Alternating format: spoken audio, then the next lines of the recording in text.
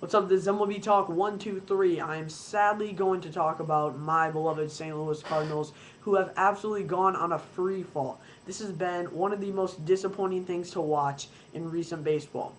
But we should probably be used to it, right? Last year it happened the exact same thing. Last year I think hurt a little bit more, considering the fact that we really had a pretty good team. I mean, yeah, we had our holes and everything else, but we had Adam Wainwright and we had a pretty good team. And the fact that we were up in the division so many times and then all of a sudden we lost it. And it wasn't like what's happening now where the Brewers have been playing unbelievably good. It's that we've been playing unbelievably bad. Last year, I mean, of course. Of course, again, I say of course, because this year we can't say we've done that much better in August. We have been playing pretty bad August, something like 11 and 14, 11 and 15. And we'd have a sweep or two and we'd feel really good, and then all of a sudden we just get swept or lose 2 out of 3 from a team like the Cubs. We lose 2 out of 3 by another team, and then we recently got swept by the Dodgers and lost a game like 13-2. Our aggressive moves at the deadline, getting Edwin Jackson, that was going to help our starting rotation and our bullpen. It has. A week or two after the trade, our bullpen has had an ERA of like 1.2.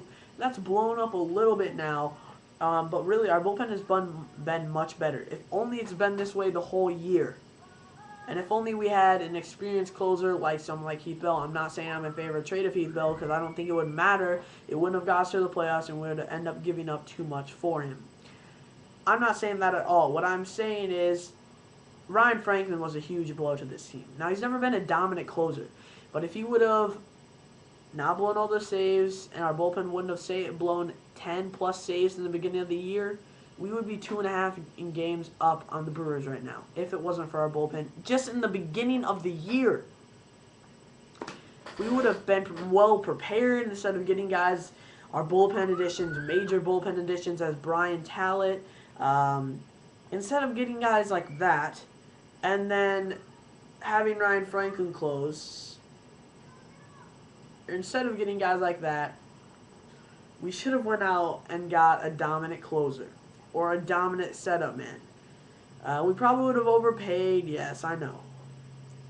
But the way we handled it in the beginning of the year was not the right way. We shouldn't have just left out Ryan Franklin out there just to rot. I mean, if he blows 2 or 3 saves in a row and he's just getting clobbered, take him out. Take him from the role. Give him a break. I know he was dominant in spring training, but he's not a dominant type pitcher. He was great a few years ago when he had the 37 saves, All-Star and all that. Last year at the end of the year, you could just tell he was wearing down. He's like 37. He's not meant to close. He was never, he's never a closer. And, we turned him and he almost got lucky for 2 years. I mean, he pitched good. He has a few good pitches, mostly off-speed stuff. He doesn't have a fast fastball. It's not overpowering stuff at all. But the fact that we kept running our bullpen out there in the beginning of the season cost us 10 games. And look where we are. We're 10 games out right now. You want to know what those other games that we lost? Poor defense. Ryan Theriot. Having him start at shortstop was one of the worst decisions. I was in favor at the beginning of the year when he's hitting like 300, and, his errors are bad, but, we were still in pretty good position, and it's like 17 errors. And he hasn't even started at shortstop all the games. He's a second baseman. He doesn't have the range or the arm for a shortstop. He's a second baseman. I mean, this team would be so much better if we would have been smart last year. Instead of trading for Ryan Theriot, go after a guy like J.J. Hardy. Why can't the Cardinals ever go and get someone like that? He's shown brilliance in the past. What has Ryan Theriot done in the past? I mean, he had a few decent years with the Cubs. He was never like an all-star or anything. I mean, J.J. Hardy hit 28 home runs. He has that ability. He had an off year last year, yeah. But, I mean, look at what he's doing with the Orioles, and they re-signed him to a 3-year deal. I mean, imagine if we were able to do that with us. Play in St. Louis, you probably would have loved it. Re-sign a contract extension. Get 3 years of a guy who's going to hit like 20 home runs, driving 70 to 80 RBIs, hit for high average, and not bad defense. Really, not too bad defense. The fact that we don't go after a guy like that, but we trade Blake Hawksworth, who's had a pretty good year for the Dodgers. Excuse me. Uh, for sorry, my mom. For Ryan Terrio, who's gonna just so many blown saves. I mean, errors. Excuse me. And then we put Daniel Descalzo. We decided to put him in. Of course, he's gonna have a few errors. He's a second baseman. He does have the range, though. He's definitely gonna have to work, but he has a pretty strong arm and he has pretty good range. You saw that one play he made was fantastic one day, but just every day in and out, he's not really built for the shortstop. But they can work on it. But I'd rather see Daniel Descalzo at second base, and if we were able to get a prime shortstop like we had Edgar Renteria a few years ago, this team, it would just make a world of difference. The pool situation is a mess. This is business that should have been done a few years ago. Instead of this whole, Albert, I don't want to talk about the contract extension until I need to. It's really hurt the team because we don't know. The front office doesn't know what they can do here. What's their limitations? What's their payroll? And sorry, I'm ranting a little bit. My mom's calling me. One sec. She's home too. She just doesn't know I'm up here. All right. One sec. Hey, Mom, I'm up here making a video, so I gotta go. He left to work on a movie. All right, I gotta go though. I'm making a video. I'm right in the middle of it. All right, bye. Sorry about that. She is always wondering where you're at. But anyway, so if the Cardinals would have got a shortstop like J.J. Hardy, number one, errors would be down. We'd have more games won from that. And the offense, he would be a perfect batter in the number 2 hole. Perfect for the Cardinals.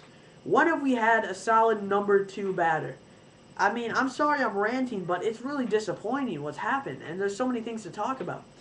Our number 2 batter, it worked out last year. Colby Rasmus, I always saw Colby Rasmus perform way better in the number 2 spot. High on base percentage, worked the walks, scored a lot, and it worked out in the beginning of the year.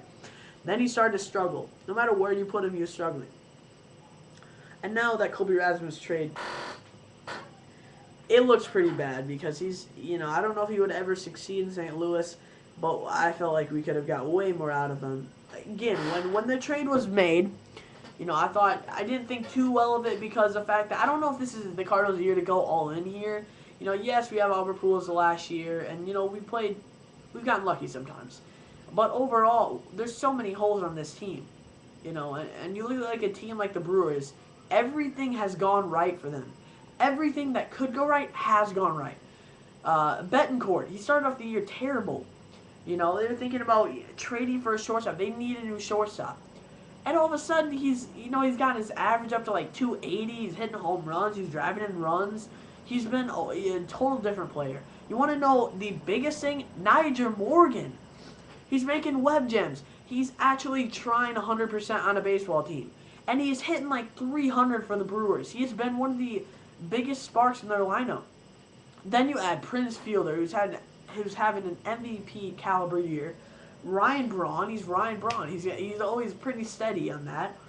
And then, Casey McGee has had a really down year, really. But he's starting to heat it up. And he has for a little bit. And Ricky Weeks has been hurt. But before that, I mean, and then Corey Hart. You have Corey Hart batting leadoff. You have a dominant team with that. I mean, I don't exactly know what to think about Corey Hart batting leadoff. I could more see Nyjer Morgan. For some reason, they've been batting him in the 2 hole. But Corey Hart, he's led off so many games with home runs. He's a home run hitter, and he's batting leadoff. It's pretty funny. But it's worked for them. Their offense is fantastic. It's electric. Their bullpen is just no flaws in their bullpen. John Axford has had a perfect year. And then it's like the one time he blows a save, he ends up getting a win or something because they come back. I don't even know if he's actually blown a save, actually. I just remember watching something. He was struggling and then ended up winning the game or something. I think it was against the Pirates. And then they get Francisco Rodriguez, who's helped them a lot in the bullpen, just solidify that bullpen, add another quality arm in there. And they figure out a way to work the contract. So he's a free agent after the year. So everything has gone right for the Brewers. So they're not going to be too good in a few years. The fact that they gave up Lorenzo Cain, Alcides Escobar, Brett Lowry, and a few others in 2 trades to get them Zach Greinke and Sean Markham for 2 years. They didn't give them too big of a window to win. And, I mean, Doug Melvin, if they wouldn't have won this year, and they were struggling next year, he probably would be fired. I mean, he's a pretty good general manager, but there's no excuse to give up some of your top prospects for, really good pitchers and then not win. So, I mean, it's kind of like with the Cardinals situation, them giving away Kobe Rasmus, but that's more expectable because the organization, I think most of the people inside the organization were in favor of a Rasmus trade because the struggles and just the relationships he's had with coaches and staff and players and all that. So, but, I mean, it's just so disappointing. The Cardinals luckily won the 2006 World Series. Since then, they went to the playoff once in 2009, and Holiday's fluke error, I don't know if they would have beat the Dodgers, but it would have been a total different series. And since then, everyone was in their prime. In 2009, Pujols had a pretty good year. They got Holiday. They had some bench bats. They had Julio Lugo in the middle of the year. They had Rick Ankiel. They had Ludwig bombing home runs. They had Adam Wainwright, 18-game winner that year. Or, I think it was 19 games that year, actually. Chris Carpenter, they're all pitching good. I remember that Los Angeles game. Adam Wainwright pitched into the 8th inning. He had given up like 1 or 2 runs the whole game, and he got out of a huge jam. And the Cardinals end up losing the game in the 9th. Ryan Franklin pitching. I was like, 12 when that happened? I cried a lot. I know it sounds bad, but a 12-year-old who is fanatic about the Cardinals, watching the Cardinals all season, gets into the playoffs, and like the second game of the playoffs, you're winning, you have Wainwright, and that happens. It wasn't even the fact that Holiday made the error. Ryan Franklin still could have got out of the inning without allowing 2 more runs to score. But let's not talk about the past, because I could go on forever. But the fact is, this team is in a mess situation with the Pujols contract. They definitely should have been more upfront with it. Instead of all hiding and not telling anyone about it, they should have signed this a year or 2 ago and get their money things figured out so they would know what they could spend in the offseason. Until this is figured out, they won't know if they can get Berkman, which I'm not in favor of them doing. I was a fan of him when he came into St. Louis. He's had a fantastic year. He doesn't fit into their future plans. They don't need to sign another older guy who's getting, shots and just kind of bandaged up. And I mean, again, he's been fantastic though, but I don't think he fits into the future of St. Louis. I would much rather see Alan Craig start in right field every day next year. Whether they decide to keep John Jay, it's funny because everyone's talking about John Jay, everyday center fielder, trade Rasmus. And I was in favor of trading Rasmus for the right deal, though.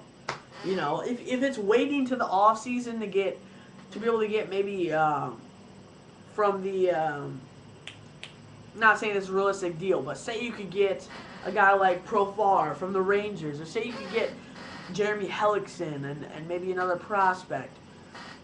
Whatever it was, I saw a few offers, and they didn't look good. I mean, the one that the Cardinals took looked the best, by far, because of the draft picks and the help now. But it didn't work out.